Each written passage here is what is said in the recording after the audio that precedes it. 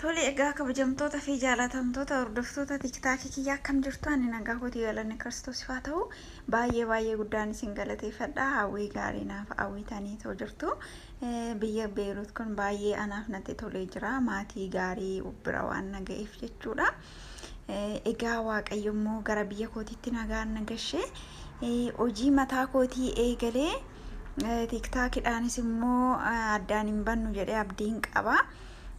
Egaa YouTubeis kootis hojjechuu ittaan fufa seentanii subscribe like share akkana gootanii sanan gaafadha.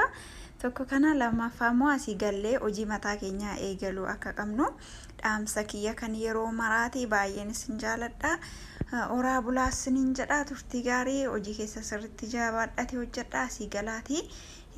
Hojii mataa keessanii banadha hojii mataa keessanii hojjedha baruma baraan mana madaamii keessa guguufuu miti asii gallee nuti ijoolleen biyya arabaa hojjennu kun namoota biraatiif iyyuu carraa hojii banuu ni dandeenya jechuudha. Kanaas immoo egaa anis isinittiin agarsiisa jechuudha isinis immoo jabaadha baay'ee isin jaaladha oraa bulaa.